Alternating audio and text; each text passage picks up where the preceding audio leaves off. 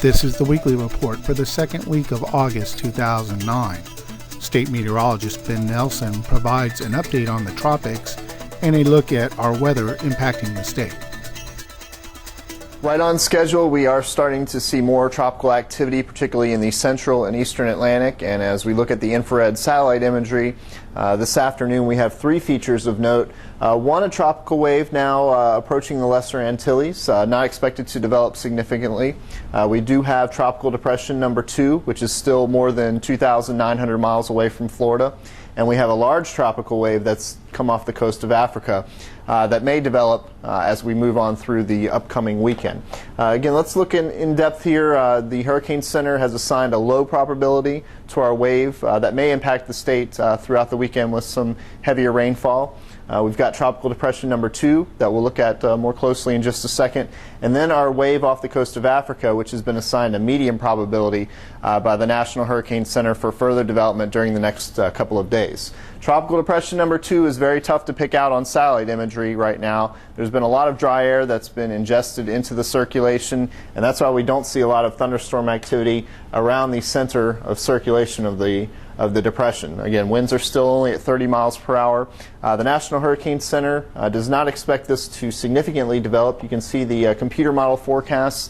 This is all very predicated on how strong tropical depression number 2 becomes. A stronger system would tend to turn more towards the west-northwest this weekend, whereas a weaker system, perhaps even a tropical wave, would tend to take the more southern route of these computer models over the next 5 days. So the official forecast kind of splits the difference, keeps tropical depression number 2 at this 30 to 35 mile per hour strength, does not strengthen it to Tropical Storm Anna, and again continues on a westerly course through the weekend and then a turn towards the west-northwest as we head on into the early portions of next week.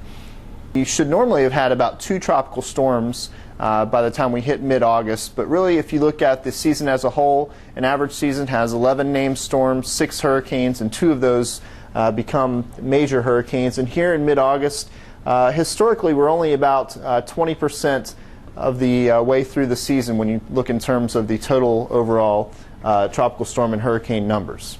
Looking at our weather in the southeastern U.S., we've had another frontal boundary come deep into the heart of Dixie today, and you can see this on the water vapor imagery with a frontal boundary that has brought some drier air deep into the southeastern U.S.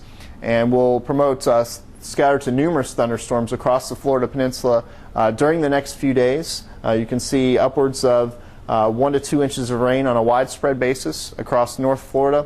And we also have a tropical wave that we saw that will be moving in from the east throughout the weekend and increase the shower and thunderstorm activity over the Keys in southeast Florida, and could also increase the rip current threat during the weekend time. This is Kids Get a Plan month.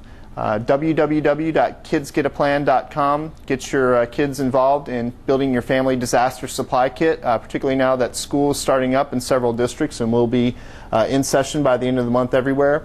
And again, floridadisaster.org. Take advantage this weekend. We don't have any tropical activity that's approaching the state of significance. That may not be the case as we move into late August, so take the time now to make your family disaster supply kit and your plans for your business and your family.